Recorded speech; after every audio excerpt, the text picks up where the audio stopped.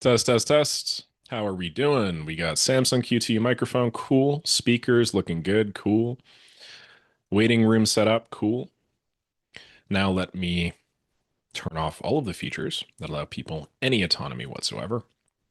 You can't start your video, you can't share your Zoom docs, you can't share your whiteboards, you can't share your notes. You can't request to record a computer. You can't request the host to start the cloud recording, nor can you collaborate with Zoom apps or set meeting timers. I think that's it. Cool. Let's let everybody in. Get the hell in here, everybody. Get in here. What is going on? Welcome, welcome. How's everybody doing? Roger, welcome, my man. Anish, great seeing you here. You got Mr. Rush. Good seeing you, man. Thanks for the consistency as always. Hey, Walt. Good morning, afternoon, evening. Roger, you back in Poland or are you still in Canada, man? Is it morning for you or is it the afternoon or evening? Hello, hello. It's afternoon. Cool, cool, cool.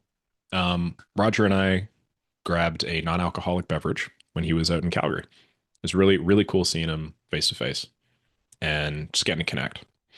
Been a hell of a journey over the course of the last, I guess, year and a half. And yeah, man, we're like kindred spirit animals. It's weird. Hopefully, you had no issues with the flight back and everything. Okay, let's pin this somewhere to the top left-hand corner. Let me open up the chat window and let me just get everything nice and ready for the upcoming weekly office hour. Cool, cool, cool. So yeah, I started just a couple minutes early. You guys got anything you want me to talk about before we get into things? You got any burning questions that you don't want to share with the rest of the group? Just delayed luggages, eh? Man, that's such a pain in the ass. Yeah, one of the reasons why I refuse to travel with check-in nowadays, and I'm just one of those assholes with like giant carry-on, is I just hate, giving my luggage to the powers that be in the airlines. They are so historically bad with that stuff. It is just the worst. Hey, Michelle, how you doing, man?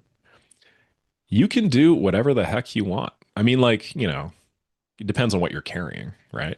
So in my case, I just try and minimize all of the stuff that I carry. I go like ultralight for the most part. It's not the best and definitely has its own challenges, but good morning, Mr. Margol. Walt says fly Alaska. Yeah, fly Alaska. Is that like a carrier? Or are you just telling us to like go to Alaska?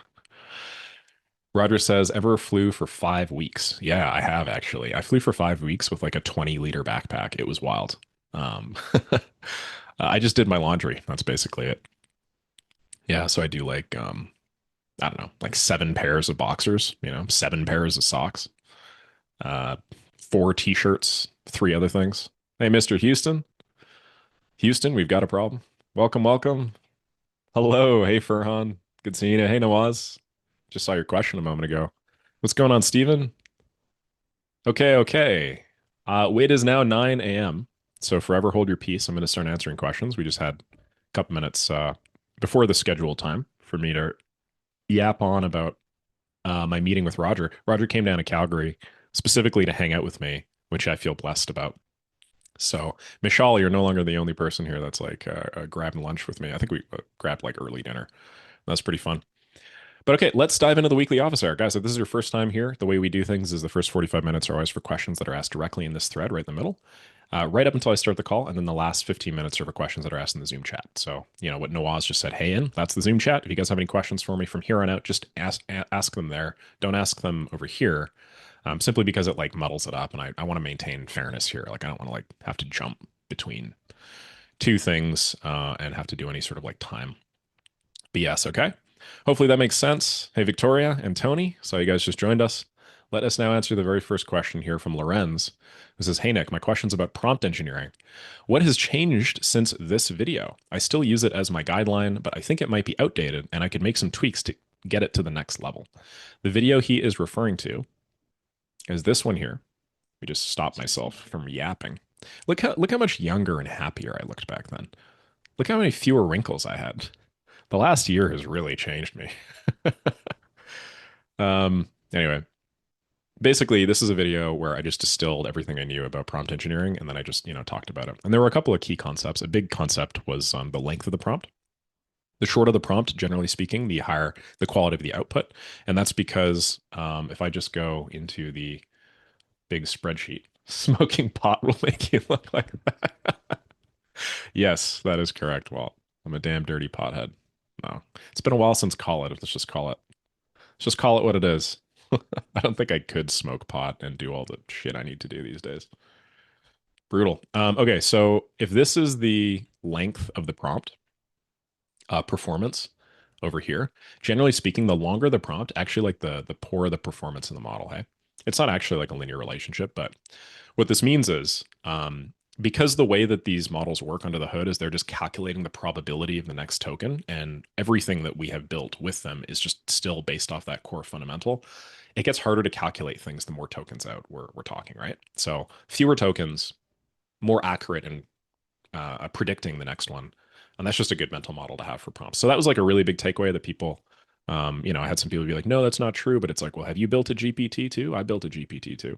Um, and then the other big takeaway was, let's see here, zero shot versus one shot versus many shot prompting. And if you guys are unfamiliar with that, basically it's just the number of examples that you provide. So a zero shot prompt is when you just say, hey, write me an article about cats. Okay. A one shot prompt is, hey, write me an article about cats. And then you actually give it an example article. And then you follow up saying, okay, hey, now write me an article about dogs. And then it actually goes and it tries to write the article about dogs using the example that you just provided it earlier. Many shot is instead of just one example, you just provide many examples, right? Hopefully that makes sense. Okay, now that hopefully everybody here is up to speed on like the main concepts, there are a bunch more. Feel free to check that video out if you want. It actually went viral, really interestingly, just randomly, like after 6 months or so.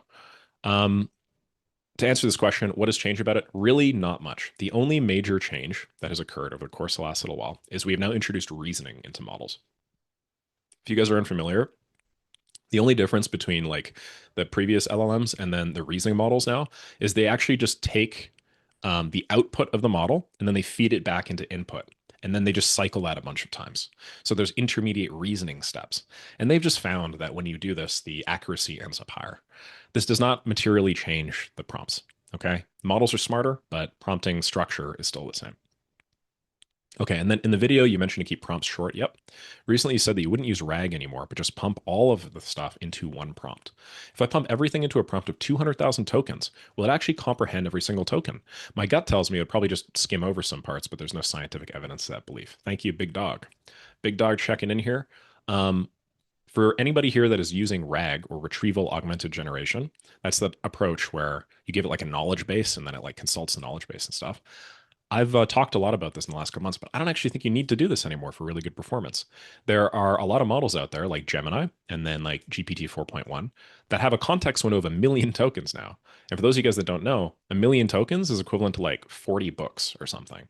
So you could feed in the equivalent of like 40 books, maybe 20 books, sorry, 20 whole books of knowledge into a single prompt. And at the end, ask it something based about, about all the previous stuff. Now, Lorenzo's saying, does this work? Like it is possible that it, skims over some parts and stuff for sure. But yeah, it works. It doesn't comprehend every token as well, I would say. But, it's just like the way that everything's going, right? You're not going to need RAG anymore because RAG is a software solution that we implemented specifically to solve the context window problem. We now have solved the context window problem, right? So I would say it's currently about on par for prompts that are up to a few 100,000 tokens. If you have like 800,000 token prompt and you ask it something like it's just not very efficient. The main drawback to doing what I'm recommending is just cost. Think about it. The way that GPT and all these models are priced is they're priced based off both input and output tokens. So, if you feed in like 1 million tokens, it'll cost you $1.25 every time you send it a message. If you use RAG or something, it might cost you 0.00. It might cost you 1 cent every message, but then another couple cents for RAG, and then quality would be approximately the same. So yeah, that's really the main difference. But it's just so much easier, right? Like, dude, you can literally grab, and I've done this before, grab all of the content in a knowledge base, turn it into text, and just upload it directly to a GPT 4.1 prompt. Just ask it shit and like, pretty crazy, huh? You could literally build one of these things that previously would have taken, maybe like 3 or 4 hours when you vectorize and stuff like that. And then you can just turn it all in text, paste it into GPT, and be like, hey, what is this? And it'll do okay. So yeah. Does it sometimes miss stuff when you put everything in a prompt? Yeah, for sure. It's like a needle in a haystack, right? Like the longer the prompt is, the lower the performance will be for sure. As I mentioned, you have those two things that play against each other, but it's not that bad.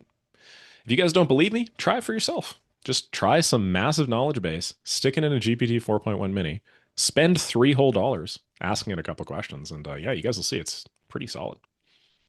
All right, Anish says, hey, Nick, quick question on lead gen. With setup fees, would you recommend collecting 100% upfront or splitting it so part is upfront and the rest comes after the client sees their first few leads in their inbox, just so they can see the system is working? If you do recommend splitting, what split do you recommend? This is a great question. I think, okay, most people here are probably offering guarantees just because I recommend guarantees. If you guys are offering guarantees, you don't need to do a split. It's basically you have two options here. If you offer a guarantee, get all of the money up front because the whole purpose of the guarantee is to mitigate risk. If they don't see the results that you are offering to them or promising them, then you will just send them all that money back. If you don't have a guarantee, then you can split the payment down the middle, 50% upfront or 50% upon delivery or some value that you're driving, like you're mentioning, to help reduce the perceived barrier of that first purchase. Okay. So if we just split this down the middle, basically, this is one of those mutually exclusive things. With guarantee, you collect 100% of the funds because that's the whole idea. And then if you have no guarantee, that's when you do the whole deposit thing. Because if you think about it, deposits are just a form of risk mitigation, right? And that's what a guarantee is. So, 50% upfront, let's say, 50% upon delivery. Okay? This is your choice. What's going on, Harry? How you doing, brother? Good seeing you. Good seeing you. Okay, and then also, what is the best way to establish with a client what a qualified lead is? I've noticed there can be some gray area here. How should I go about making sure expectations are clearly defined from the start?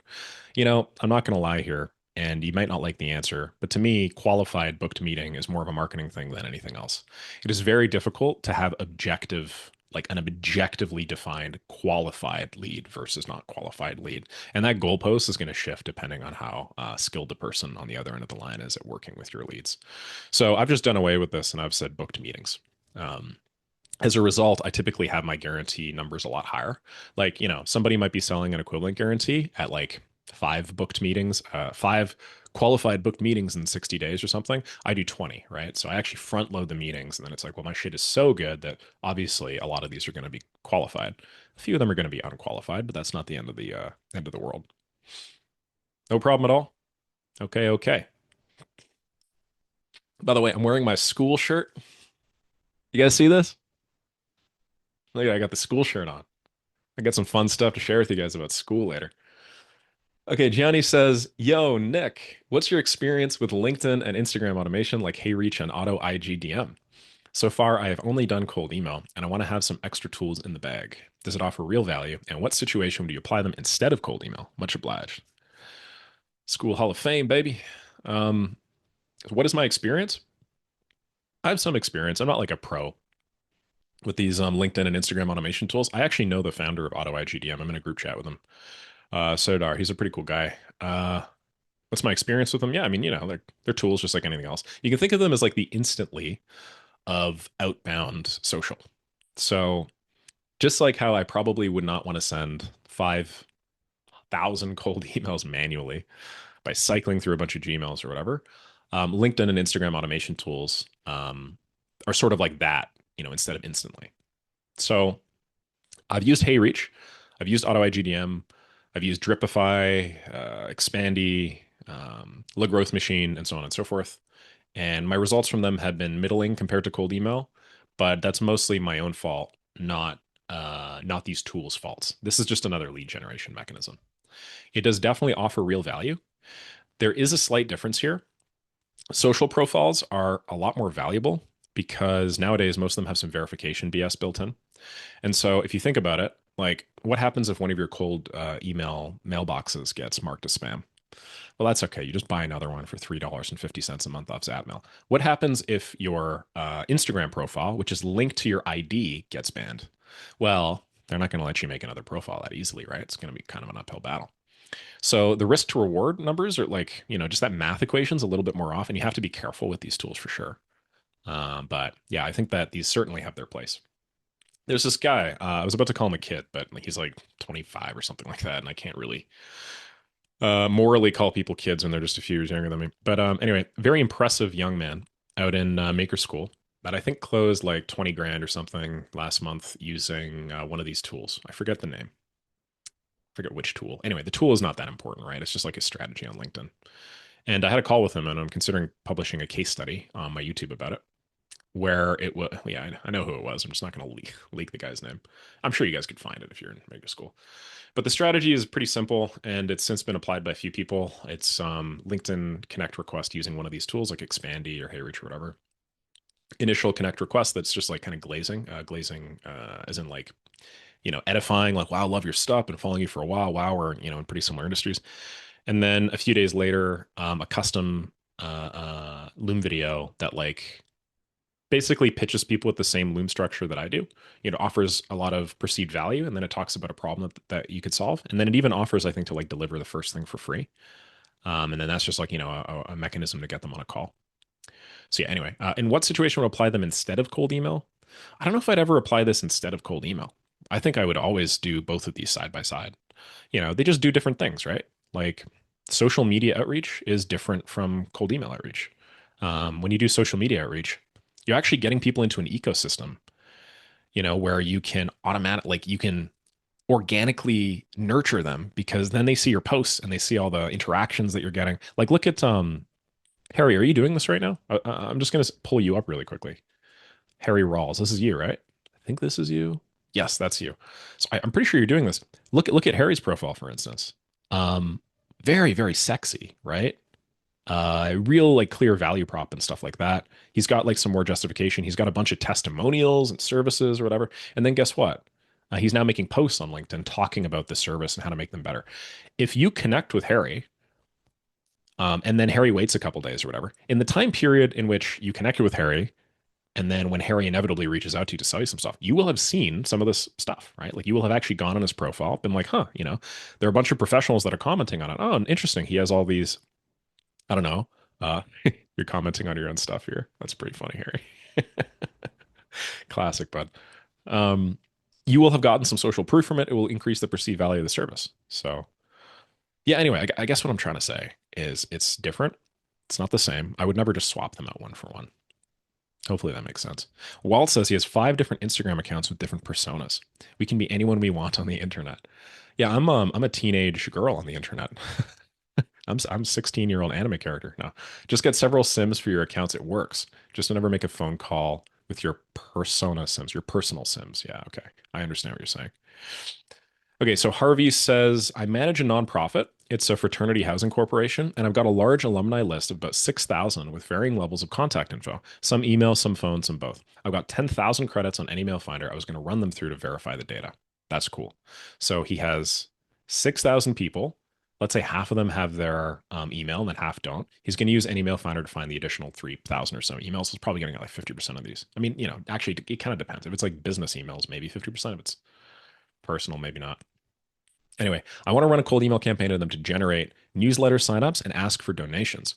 My question is, how would you suggest trying to personalize? LinkedIn, Clay, something I'm not thinking of, or maybe knowing their initiation year in college. Many are local, but went to a different school than the one I manage for. Is that enough? Thank you, homie. No problem. Um, so you can make cold email campaigns seem hyper personalized without them actually being personalized.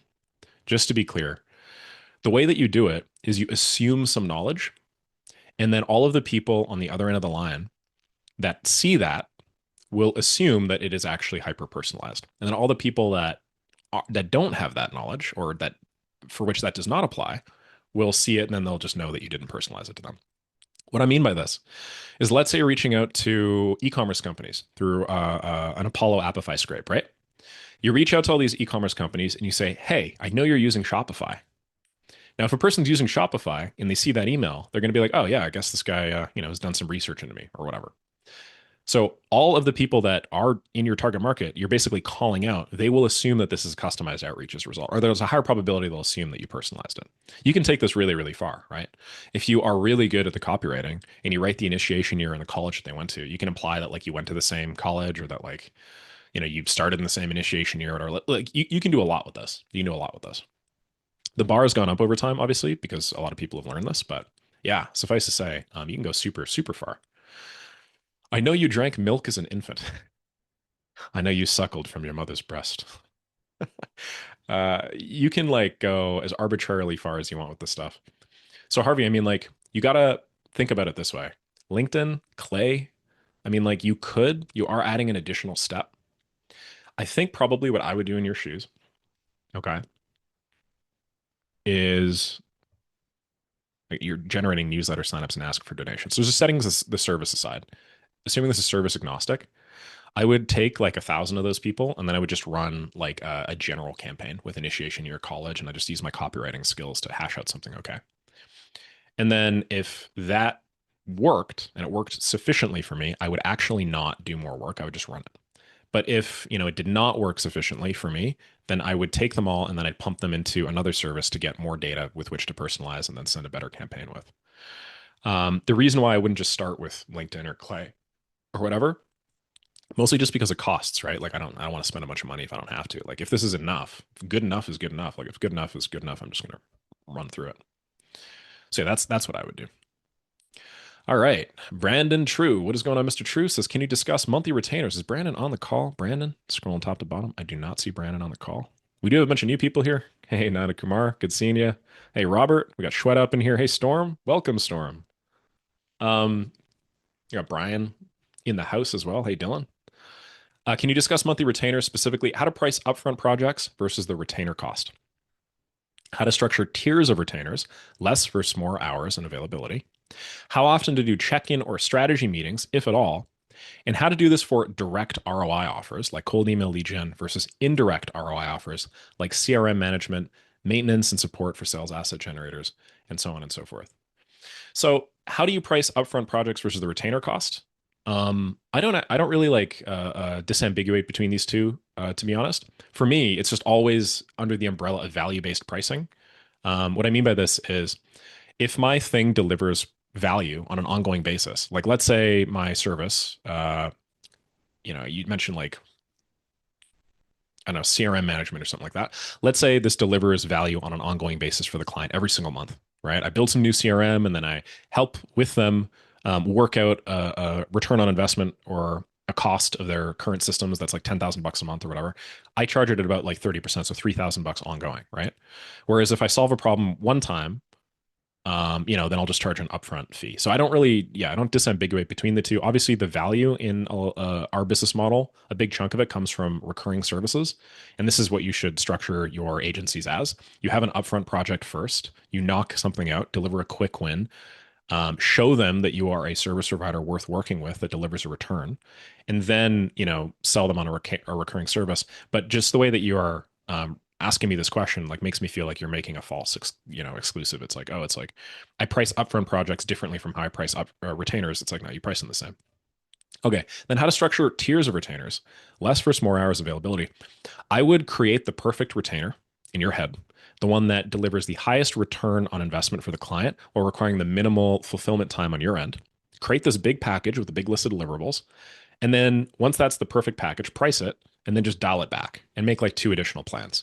So hypothetically, you mentioned hours, right? So let's say you wanted to price a monthly retainer based off the number of hours. And your ideal client would take 80 hours, let's say. And your ideal hourly rate internally would be 200 bucks an hour. So it's like, 16,000 bucks, let's say, just right off the top. Okay. Simple math shouldn't be that simple and that straightforward, but like, let's just say it is. That's your $16,000 a month retainer. Then I just dial it back and I'd have an offer that's like, 60 hours. And then have another offer that's like 40 hours. Then what I would do is I would increase the hourly rate as I dial it back to make it less and less palatable.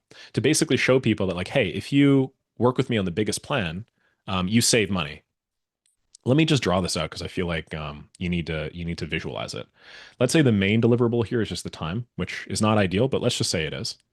60 hours times, 80 hours times 200 bucks a month, 200 bucks an hour. Okay. This equals how much? 16,000?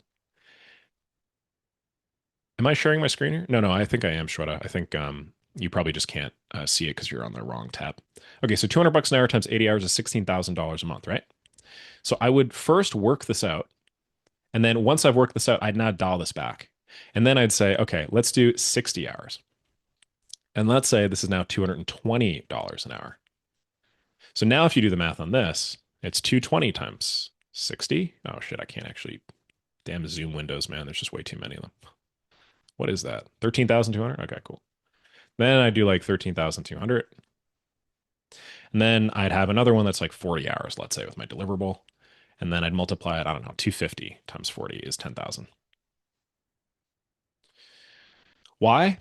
Just because I want to provide some sort of like sloped increase in value or sloped increase in return on investment, the bigger the buy-in is with me. And the simplest way to do so is I just start with like my desired shit and then I work backwards. You know what I mean? And now because I have multiple packages, people can kind of price themselves according to their own, budgets and whatnot. There are going to be a lot of people, realistically, that just don't need 80 hours or don't want 80 hours, right? If you were to give them $16,000 a month and this is the only package, then like, I don't know, like probably 80% of them would say no to this and only 20% would say yes, hypothetically. Okay. But if you offer two packages, then let's say the person actually needs like 55 hours or something. And then now they have two packages, one for this and one for that. Like, obviously they're going to be a lot more likely to say yes to this. So maybe now the total is like 70% no, 10% yes to this one, and then another 20% yes to that one.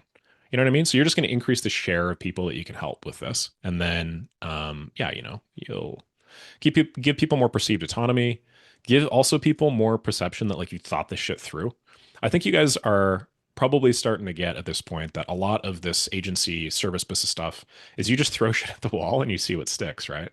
You're like, can I charge 200 bucks an hour? It's like, let's just try and let's see, see if it works. When you have multiple packages, it implies that, you're a more established business who's had the time to like build out all these different service tiers and stuff like that. So, that's a knock-on benefit as well. Okay, and then how to often do check-in or strategy meetings. So the actual meetings I would do about once a week. But check-ins I would find a way to do basically every day or every 2 days or so. What I mean by this is like a meeting is like synchronous, right? Face to face, you're on a Zoom call or something, you're running through progress. That's a great rapport building opportunity. But in terms of like the actual client management stuff, like check-ins every single day, Monday, 8 a.m., you're on your little Slack thing and you're like, hey, Pete, just wanted to give you a quick check-in on progress. Here's what we just finished. Here's what we're currently working on. Here's what we have some questions about. Would you mind getting back to me? Then they answer within a couple hours. You don't answer till Tuesday. Tuesday at 8 a.m. You're like, hey, Pete, thanks so much for that. Okay, cool. Now we've made progress on X, Y, and Z. Here's where we're at. No action needed on your end. Then they answer and then you get back to them Wednesday at 8 a.m. You just basically check in every day. If you do this, your churn will probably like half immediately. I think I was chatting about this with Matthew Larson, who ran a $900,000 a month CRO / landing page agency. Maybe you guys know about him. I run a podcast with him, an occasional podcast. I try to do weekly, and then it just never happens. But I think this was like a big unlock for him. I feel like he was at like six figures a month, or like low six figures a month, like 100 grand a month or something. And then he's like, oh, wait, why don't I just like productize the comms and just check in with them every day?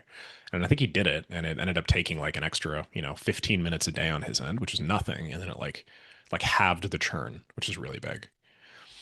It's just called the 5 pod, Andy. And then how to do this for direct ROI offers and indirect ROI offers. If you're doing a direct ROI offer, you can throw in a flat rate plus performance. If you're doing an indirect ROI offer, it's very difficult to justify performance. What I mean by this is direct ROI offer, $2,980 a month plus $198 per lead. Indirect ROI offer, maybe it's like $4,950. But like, how are you gonna, $100 per CRM record? You can't really do that, right? Just because it's disconnected from the revenue. So basically, you can just you can like align incentives with direct ROI offers because it's just very close to money. And then with indirect ROI offers, you can't.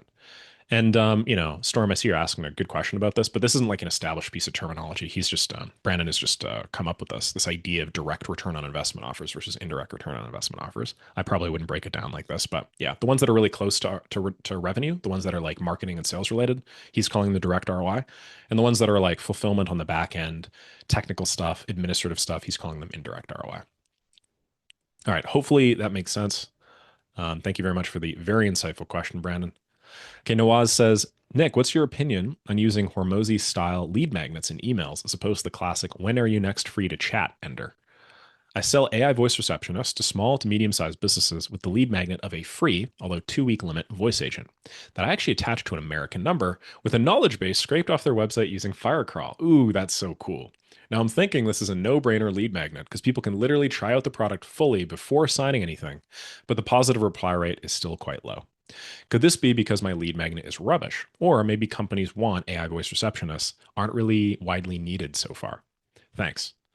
Wow, really interesting. So before I even look at any of this stuff, an issue with the positive reply rate is probably because that just still that requires a lot of work on their end. They have to call an American number. They've never chatted with you. They have no idea who you are.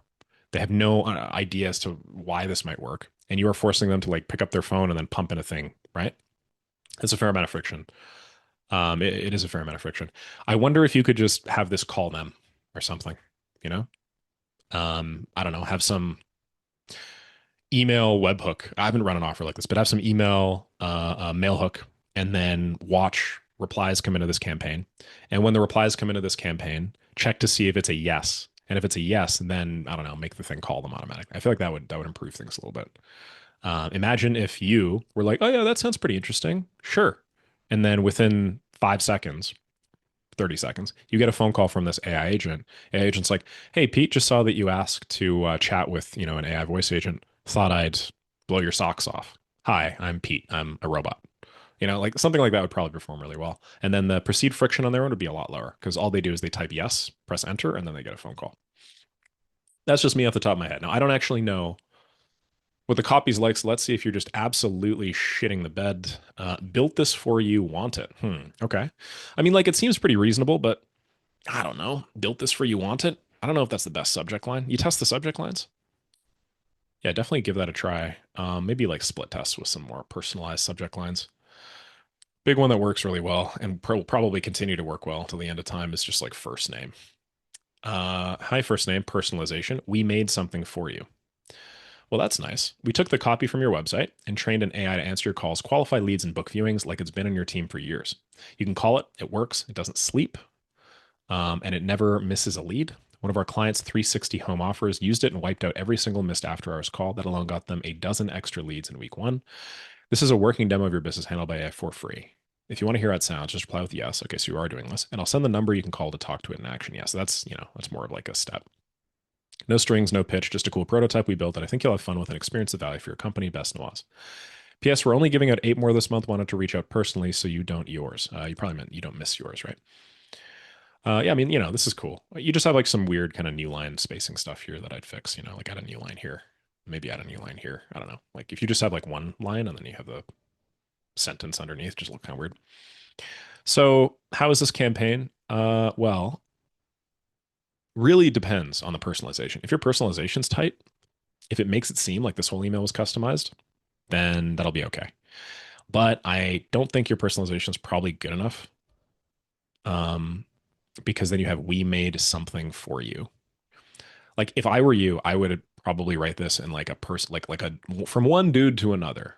It's not that we just took the copy from your website and we trained an AI to answer calls. I would probably write something like let's say it's like a you know hairdresser or something. I'd say, hey Pete, um, saw whatever paraphrase name of the business out in location. I work with a hairdresser in Dallas actually and wanted to run something by you or wanted to touch base or something along those lines. Why do you do that? Because now you have total plausible deniability when they see it in their mailbox. They don't know who the hell you are and they need to click on the email to figure it out, you know?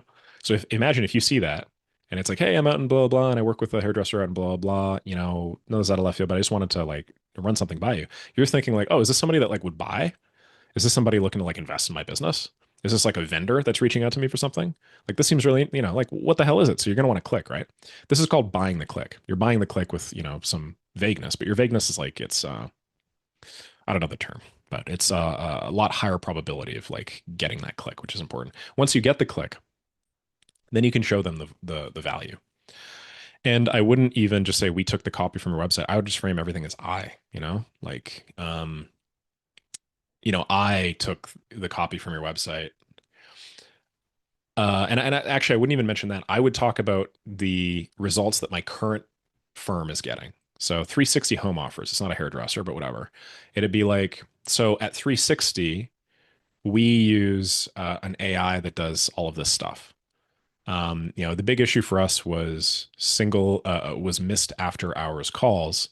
In brackets, we estimate it was costing us between $15,000 to $25,000 a month. When we installed this after hours, we got XYZ result.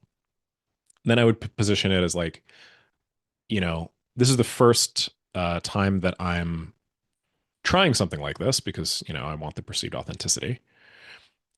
But I thought I'd deliver some value up front. I went ahead and I went through your business and then I applied it to our AI and it now knows everything about your company.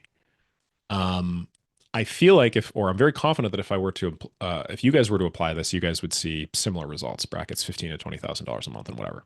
I don't know. You're just like obviously, running a massive campaign here, so it's tough for you to be more granular than that. Um, would you be open to giving it a call? If so, just say yes, and then I'll have it give you a ring in the next 30 seconds. This is real. Um, it'll answer all the questions you have. There's no strings, no pitch, just a cool prototype. I know giving value is how you get ahead in this industry. And I think you even have fun with it. P.S. I programmed it to say something funny or whatever. Let me know if this has value. Best Nawaz. I think if you just did something like that, you can take the transcript from this later.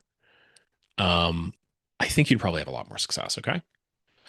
Just definitely test the subject line as well, because that subject line ain't doing so hot. How many did you send total? 1,676. You got 3 opportunities. Yeah, so it's like one opportunity in 500. Cool. Hope that makes sense. And Nawaz, don't just use the mail hook thing. I think Instantly actually now has, you're sending this in Instantly, I believe, right? Just based off the way that it looks. Instantly actually has like a reply received event that you could just track. So use the reply received event, filter based off of campaign. If it's a campaign to this, and then if AI assesses it as being a positive reply, then assuming you have their phone number, pump it in and do an outbound voice call. I don't know. If you're in Vappy or whatever, it's pretty straightforward. No problem. Okay, Tony says, hey, Nick, got 2 questions for you, please. Question 1. My physiotherapist runs a clinic with multiple therapists who are all paid commission. The practice manager handles all the admin, bookings, payroll, commissions, payments, invoices, and calls. I see an opportunity to automate the practice manager role completely, saving him around $3,000 to $4,000. 3,000 euros or $4,000 a month. Voice AI to answer calls, queries, and bookings. Automated booking system integrated with payments, and automatic therapist commission calculation and payouts. He's having issues with his current practice manager and is interested. My idea is to offer to build it for free as a learning project and case study. He works with high-level clients like pro boxers, so it'd be strong marketing. That's really cool. Then I could white label the same solution for other clinics and practices. Upsell following the free build could be for a polished front end to manage everything in one place, plus a monthly fee for ongoing management. Do you think this is realistic as a first project, only 2 weeks into learning automations, or too complex? And are there existing templates or systems I could use as a base? Okay, let's think here. Voice AI to answer calls, queries, and bookings, including onboarding and booking first consultations, taking deposits. I feel like the onboarding, yeah, just off the top of my head, I don't really think, and I don't think I would ever pass off something like this to a voice agent to do my onboarding. The reason why is because I just got a bunch of money from a client, right? And so they're currently in a stage of buyer's remorse to some extent where they've given me money and I've yet to deliver them some sort of result. If the very first thing that I do, the very first touch point is I just pass them off to my AI agent who's just going to make mistakes realistically, and it's not a person, that'll just reflect negatively on me as like a supposed white glove service provider. So I wouldn't do that. If we're talking like booking stuff, I think bookings are okay. Yeah. Calls and queries, I mean, it's kind of like mixed, right? Like how, I don't know if they're very, very straightforward calls, maybe. But again, the proximity to the revenue here always just makes me very skeptical that a voice AI agent is the way to do things. Like usually, the money that you save by implementing a voice AI on the front end of a business is lower than the opportunity cost that you spend having people, some percentage of people, feel like they're not actually being handled or dealt with by a person. Instead, they're being passed off to some shitty robot. How do you guys feel when you give any business a ring and then you get some automated thing? I don't really feel that good, right? I'm sure at some point maybe the quality will get good enough that it'll be totally indistinguishable. Fine, whatever. When that happens, I think it'll be different. But my take has always been when you have like the front end of your business, that's the thing you want to focus on the most. Especially as a small to mid-sized business, this practice probably isn't making more than like 50 grand a month. Especially as that sort of business, like you need to focus all of your effort. If there's a single place you actually put effort on, you got to do it on the people that have money in their hands that are asking to pay you. Okay, this I think is doable, and then that I think yeah, that's super doable as well. You just have some sort of record where like they log into a CRM and then they enter a thing, and then you just once a month or whatever pay them out. These two seem really doable. This one to me though, yeah, I don't know. And I'm somebody that's been building these sorts of systems for many years, and I don't even feel comfortable about this. You're talking about you're 2 weeks into learning this stuff. Maybe a case of like overconfidence in the ability of this technology to fulfill queries. I would say. There are definitely some existing templates and systems you could use as a base for the automatic therapist commission calculation and payouts. I have a bunch of like CRM videos and stuff like that that show how I would personally do things like you are asking, like flat payment calculations and then automated booking systems integrated with payments. I think I have a couple, yeah. Like, when you receive a Stripe payment or whatever, that triggers like a calendar request or whatnot. Okay, I think I've answered this probably in as much detail as I can, so I'm going to leave it there. Question two for my agency, I want to scale quickly while still learning. I'm considering the following model. I mostly project manage and design systems, while freelancers handle 90% of the actual builds on 0 hours contracts. They won't be client facing, but I'd reference their skills and experience in my marketing as part of the agency team to add direct social proof with AI and automations, which I do not currently have. Whoa, how sneaky is that, huh? Oh, great idea. So basically, what he's going to do is he's going to reach out to a bunch of people that have experience working for big brands, and then he's going to say, hey, I got a lot of business. I'd love to send you some of that business. Can I use some of your case studies as my own? And then on his website, he's going to say something along the lines of, or whatever, in his marketing on his sales calls. Yeah, our team has actually worked with, FIFA. I did this exact same thing. I don't know if you saw my video that I posted a couple days ago, but it was like word for word, exact same move when I was running my videography agency and I had zero experience with video. So very clean, very smart. Yeah, I think that that's a really cool way to get some initial social proof. You do have to be careful with how you're referencing it, of course. It's not that you have done this, it is that members of your team have done this. So be careful there. At no point in time did I ever misrepresent the work and say it was my own. So I was like, hey, members of my team have done this. Well, there's actually a specific member of my team that worked with FIFA, 3 or 4 years ago. I can show you an example of that case study if you'd like, right? That's different from saying, I've worked with FIFA, we've worked with FIFA. Okay. What's your straight up view? Oh, sorry. I know this means less profit early on, but my priority is growth, quality, avoiding bad reviews, and building case studies. I still do my own builds in my own time and play a very hands-on active role in managing client builds, but freelancers would be doing most of the fulfillment so I can focus on scaling. What is your view of this model? Have you seen others do this successfully at the early stage? What hourly rates are fair for solid freelancers handling automation builds? And do you have any general advice for me if I go down this route? Wonderful question. I will say, I just had a call yesterday with a very entrepreneurial young man called Cooper Craig here, who did exactly what you're asking for. And he closed $25,000 in his 28th day on this business model with a $5,500 retainer. The reason he was capable of doing this is because he used to work as a product developer, I believe, product manager at American Express. So his whole job is taking in a client request, converting it into like a developer-y scope, and then giving it to a developer. So he runs this business model. He has a lot of experience at basically running an agency in his old, product development, product management role. And so it worked really well for him. If you don't have a lot of experience doing that sort of stuff, historically speaking, I found that, it can be pretty tough. We had a few other people. Oh geez, name isn't coming to me right now, but I think it was somebody in Make Money with Make a few months back that tried this approach and was like, hey, I'm not going to learn the automation skills because my skill is selling, which is fine, of course. And like, that's a skill you should really be cultivating, the soft skills. But then he hired some devs, and then he just like really shat the bed with managing the devs. Just because, like what you're doing is you're replacing time spent learning technical stuff with time spent managing. Time spent learning technical stuff is one time. And it's like once you learn the technical stuff, you know the technical stuff. Time spent managing is an ongoing thing that always occurs, right? It's just always you're always going to have to spend some of your time managing to some degree. So it's a fixed cost versus a variable cost. And yeah, he just like did not do good. And because of the management and like misscoping and poor expectations and his poor management skills, just like really struggled with a couple of big projects that at the end of the day, I think he had to refund, and then he ended up getting like $0 from these massive projects. So I think really it's just like the coordination experience. Yeah. It's just the coordination experience.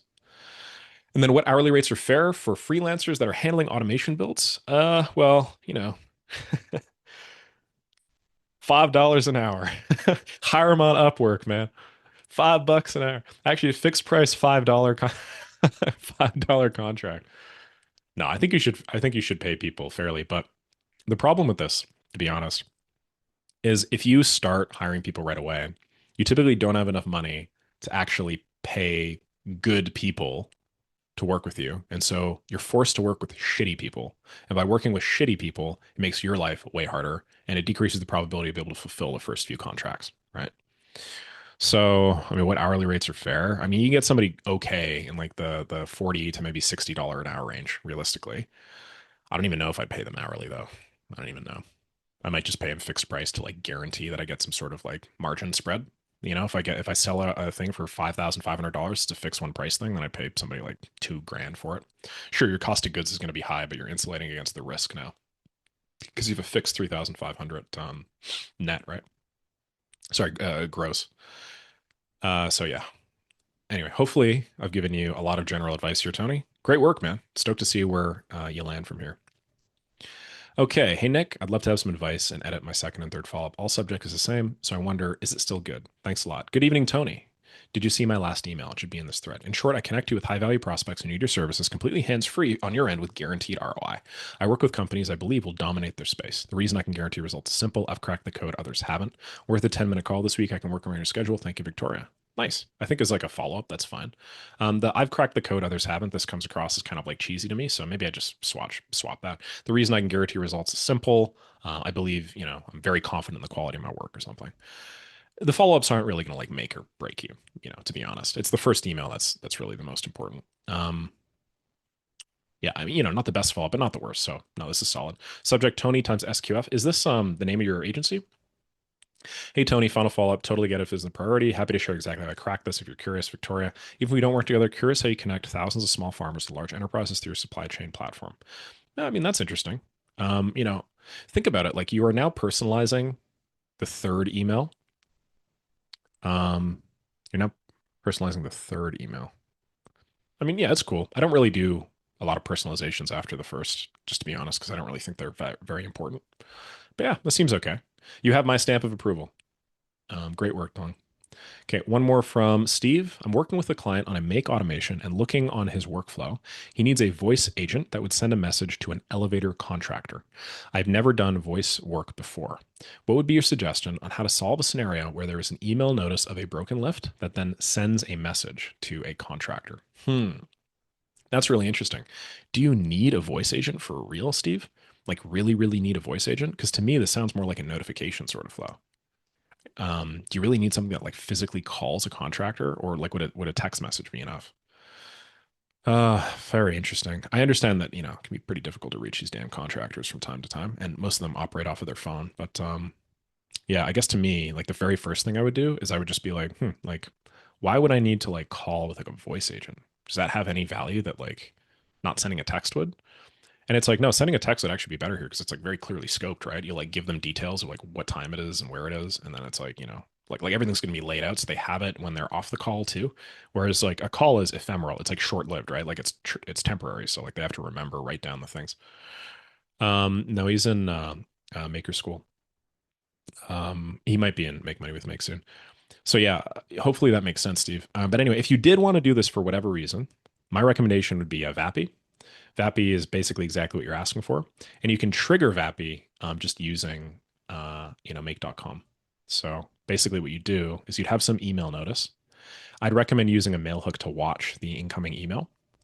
Okay, after you've watched the incoming email, forward it over to this mail hook or whatever. That would trigger the flow, and then once you triggered the flow, you can hook it up to just type in Vappy over here,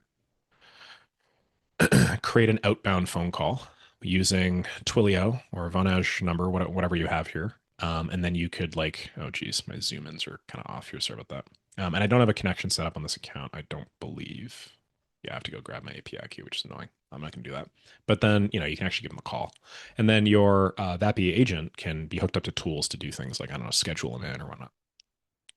But yeah, this is one of the situations where I'm just like, I don't know. Like, I don't even know if I'd do this. If a client came to me and asked this, I would say, okay, like that's interesting. So what makes you want to call them as opposed to just text them?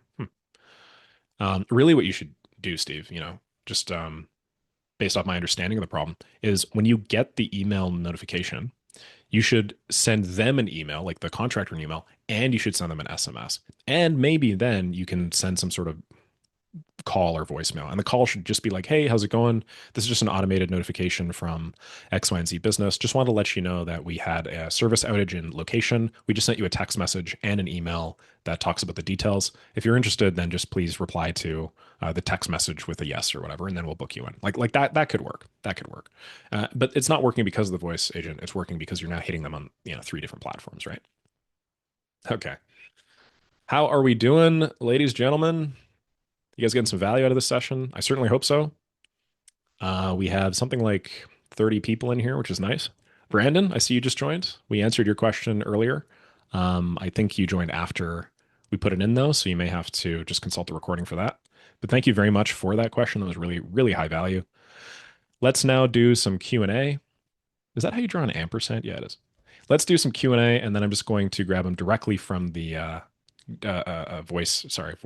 directly from the Zoom chat, okay? All right, scrolling up to the top. You guys can't see it, but I can. People are making fun of me. It's probably the school sweater. Roger came to YVR for a visit. Oh, nice, man. That's great. Vectorized my entire life. Blessed by the algo. Cool, cool, cool. Okay, we got a great question here from Thong. Let me take a screenshot of it and show you guys what it looks like. Thong has little questions about the call. So she starts by doing a discovery call, then a proposal. The leads just jump and say, follow your email. It looked like you did the research on us, so tell us what you do. That's great. So I guess what I'm hearing here is your personalized emails, when they do land, they land pretty well. And since I have a script to ask questions about them, they just want to hear and see what the process looks like. It seems like I can't lead the conversation. Fair point. So now it's like, okay, I'm locked into the script that I'm following step by step. This is like very robotic sales, and it's very common in like new SDRs and stuff like that, new sales development representatives, where like you as a buyer, you actually just want to buy, or you just want a simple explanation of what the thing does, and then the SDR is just like, well, let me guide you through my 45-minute script. You've ever called like Grant Cardone's offices? Not that I recommend you ever should, but that's what they do. Boiler room bullshit. And since I have a script to ask questions, yeah. So I do want the perspective, but I'd love to hear your thoughts on this. Tomorrow I also have a call. Since they know they're hiring for an SDR, should I still ask questions about what their current pipeline is and stuff? Or what can I add instead? I sell lead gen. Thank you, man. And how can I practice to make it better? Yeah, I mean, the way that I like doing things is I don't actually have like a sales script. I just have a sales skeleton, basically. And the sales skeleton it's like a rough script, you can think of it as, but I just have sections. And I know as long as I go through the sections step by step, like as long as I start with one thing, then I do the next thing, it doesn't even really matter how long every individual part is. It doesn't even matter what I say in them, as long as I follow the steps. Like my sales call now has a structure, and I build value, and I determine their needs and whatnot. It's a lot more flexible. So my recommendation to you is, I understand that from my understanding, you are new to like the sales side of things, over the course of the last year or so, I think you've really brushed up on your marketing skills. You've generated a bunch of opportunities, but now, like naturally, after the marketing, it's like, what do we do next? We go from marketing to sales, and like you are here, right? So this is a very natural and straightforward problem that I think a lot of people have. My recommendation for you would just be to follow a skeleton as opposed to a script. So, for instance, it's not like, hello, my name is Victoria. Today, I would like to chat with you about X, Y, and Z. Instead, it's like, okay, I need something to set the schedule. So it's like, hey, I have a lot of these calls and I usually like to structure them like this because I find it's just the best use of both of our times. I know you mentioned you only have 30 minutes today. So why don't I start by just asking you why you responded to this listing or why you clicked on my email or why you went through my ad or why you gave me a call in the first place. Then I'm going to ask you two or three questions about your business. Should take maybe 5 minutes. And then at the end, I can run you through exactly what the service looks like on my end. I do this because I want these calls to be really valuable for the both of us. And that's just, after hundreds of calls, this is the simplest and straightest line path to do so. Is that cool? Oh, it's cool. Okay, great. Let's move on. All right, and then, why me? Why now? Why this? I just have a couple of questions here and I just choose the questions that make the most sense. If they've given me information about this already, I'm not going to ask them the question again, right? So yeah, that's the main thing. Hopefully that makes sense. How do you practice to make it better? Um, there are a variety of ways to practice. Like you just have to do it. You can certainly just like have sales calls with yourself. You could also have sales calls with AI. That's one cool benefit of AI that I think Brian's in the chat, right? Yeah, that Brian actually came up with like an AI call trainer, which is pretty valuable. Yeah, I think there are a variety of ways to do so, but I'll leave it there. That is my take on things. We got a lot of sales killers in this group for sure. So you could also leverage that. Just wanted to share a quick win from Rush. I built an Appify actor that scrapes Google Maps and pulls emails from linked websites. Thank you for breaking down the entire scraping workflow. Oh yeah, Rush, that's what I'm talking about. Great work. But this is me. Oh, just kidding. Yeah, great stuff, man. Really stoked to hear that you now have an actor. All right, what are we doing next? Anish has another question. Let's answer that one. Thanks for answering my question. Got one more. When doing email outreach for executive search versus standard recruitment, I feel like there's a trade off. If I make the emails more professional and safe, they protect the client's brand, but they tank the response rates. Whereas if I optimize for responses, clients might worry it feels too transactional for CEOs. Do you recommend I just take full control of the messaging and take some risks? Or should I adapt to the client's messaging in professional, safe style? Personally, I'm very much the whole you better do the thing and then beg for forgiveness as opposed to asking for permission. I've gone as far as I land a client. We haven't even had the kickoff call yet. And then I get a bunch of pre-warm mailboxes and send emails. And then by the time we're on the call, I say, hey, so I was just doing some experimenting over the last couple of days and I wanted to come here with results. So far I've generated you 3 booked appointments. And then I just like give it to them. That's so cool. That's so cool. But granted, obviously some people are like, oh, what did you send? Huh. So I feel like part of it's also just getting people that understand that cold email is a game. Explaining that cold email is a game goes a long way towards that. But yeah. All right. What else we got? What else we got? We got some good questions. Bong says, the future of cold email services, is it good? Anything I should do alongside this?